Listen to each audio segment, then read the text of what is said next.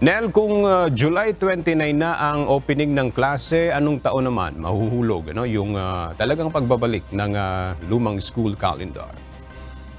Yes, Aga, walang partikular na binanggit sa ipinadalang impormasyon ng Malacanang. Pero itong pagbubukas ng klase sa July 29 na magtatapos ang school calendar sa April 15, 2025 ay bahagi na ng transition period para sa pagbabalik ng lumang school calendar kung saan ang opening ng klase ay Hunyo at Marso naman nagtatapos ng susunod na taon.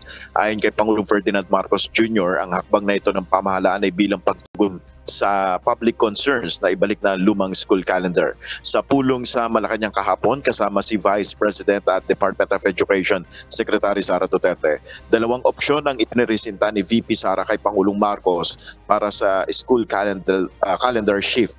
Ang unang opsyon, 180 days ang ipapasok ng mga estudyante kasama ang klase tuwing Sabado. Ang pangalawang opsyon, 165 school days ngunit walang Sabado na klase.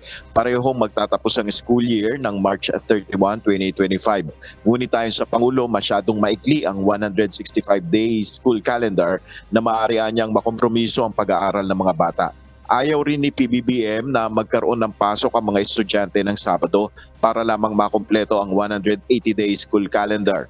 Bilang kompromiso sa halip na magtapos ang pasok sa eskwelahan ng March 31, 2025 ay ginawa itong April 15, 2025 upang makumpleto ang 180 days na walang Sabado na pasok.